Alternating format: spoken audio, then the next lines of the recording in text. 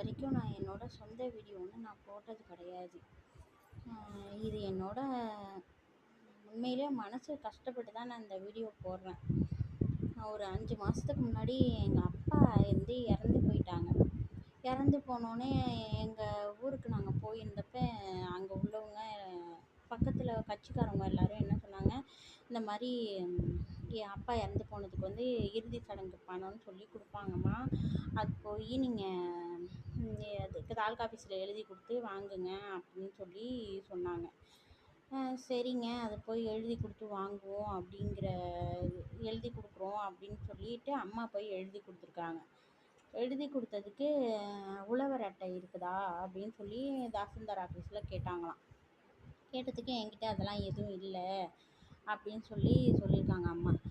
அது இல்லைன்னா பணம் கிடைக்காதுமா, அது போய் விவோ ஆஃபீஸில் தான் வாங்கணும் அப்படின்னு சொல்லி அனுப்பிச்சிருக்காங்க. அனுப்பிச்சோன்னே அங்கே வந்து 2-3 தடவை அலைய விட்டு ஒரு 1500 போல் அந்த விவோ ஆஃபீஸில் பணமும் வாங்கிக்கிட்டாங்க. வாங்கிக்கிட்டு அந்த உழவர் அட்டை கொடுத்தாரு, நோட்டில் எழுதிக்கிட்டு கொடுத்தாரு. அது வாங்கிட்டு வந்து இப்போ எழுதி பணத்துக்கும் ரெடி பண்ணிட்டோன்னு வச்சுங்க. ரெடி பண்ணோன்னே இப்போ லாஸ்ட்டாக பணம் வந்து அடுத்த மாதம் 10ஆம் தேதி வந்து வாங்கிக்கிங்க அப்படின்னு சொல்லி சொன்னாங்க நண்பர்களே. அம்மா போய் அவங்க அம்மாவோட வந்து ration card, Aadhaar card, bank account book 3த்தையும் எடுத்துகிட்டு வாங்கன்னு சொல்லி எனக்கு தான் கால் பண்ணாங்க. எனக்கு கால் பண்ணோன்னே சரிங்க சார் நான் வர சொல்கிறேன் அப்படின்னு சொல்லி சொன்னேன். சொன்னோன்னே இங்கேருந்து அங்கே போகவும் அவங்க என்ன சொல்லிட்டாங்க,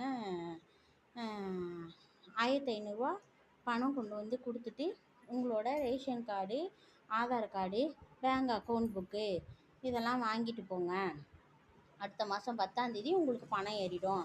அதை 1500 நீங்கள் கொடுக்கலன்னா உங்களுக்கு இந்த பாஸ்புக்கு, இந்த ஆதார் கார்டு, ரேஷன் கார்டு இது 3ம் நாங்கள் தரமாட்டோம் அப்படின்னு சொல்லிட்டாங்களாம் நண்பர்களே.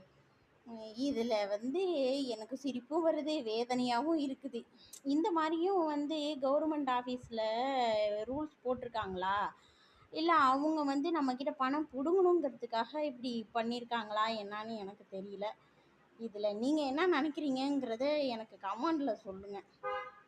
நன்றி, வணக்கம்.